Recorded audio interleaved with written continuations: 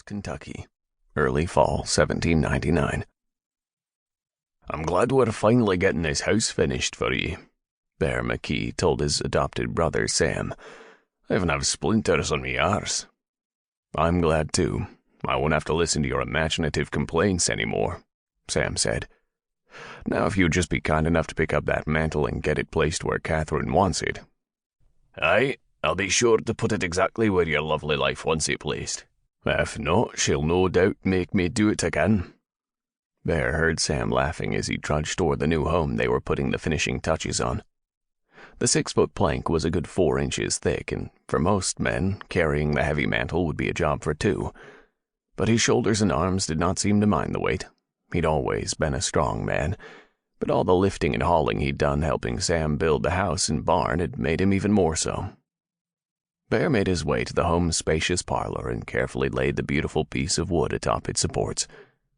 "A little to the right, Bear," Catherine instructed. "No, back an inch or so to the left. No, back a few hairs toward the right." Bear turned his face toward Catherine. "A wee bit more." "No, that's perfect. It looks splendid." He heard happiness in Catherine's voice. She married Sam 2 years ago, and with each day that passed, their marriage reflected their contentment and shared joy even more. Watching them lately made him wonder about his own future. Was it time he found a bride for himself? But here in the middle of frontier Kentucky, the only female he was likely to meet was one of Sam's mares or a cow with 4 tits. He would have to leave Sam, Catherine, and Little John. He understood that. He also dreaded it. He'd always been close to Sam. They'd grown up together and were more alike than any of his other 4 adopted brothers. Actually, only 3 now. Little John's father, John, had been brutally killed by buffalo hunters. He and Sam had seen John's murder avenged, but the loss was still raw to them all. After John's death, Sam adopted the lad, and when he proposed to Catherine, made her understand that she would also be accepting Little John. Catherine readily agreed, and the 3 seemed to quickly become a happy family. Watching the boy's love for Catherine and Sam grow made Bear even more convinced that someday he wanted to start a family of his own. "It's taken us more than a year, but I do believe we have finally finished, Bear," Catherine said.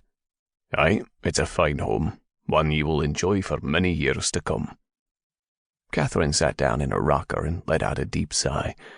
Bear could see that being with child continued to take a toll on her energy. "Are you well?" he asked, concerned. "Oh, indeed. It's perfectly normal for women with child to become tired."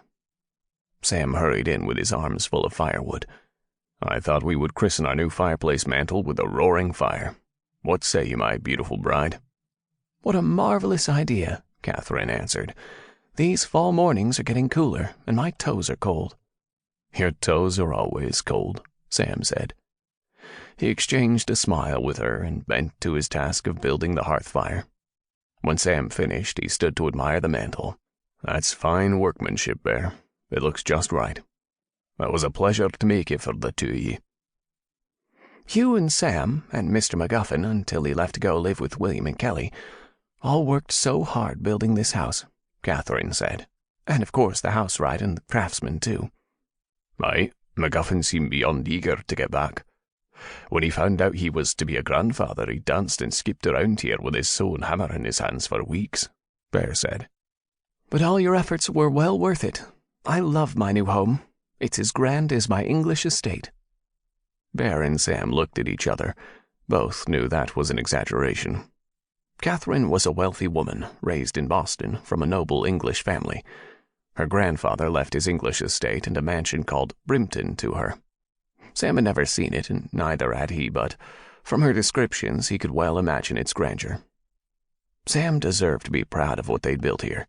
It was a fine, sturdy, and spacious 2-story home, among the nicest built in frontier Kentucky. Bear saw a few grander homes as they passed through Virginia and Tennessee, but none finer in Kentucky. They also constructed pens for horses and a large barn with 10 stalls, 5 on each side. The stable would allow Sam to stall his prize stallions and best mares during the winter. The rest would take shelter in a sizable shed. "It may not compare to Brimpton, but I promise you we will love living here with Little John and our other children."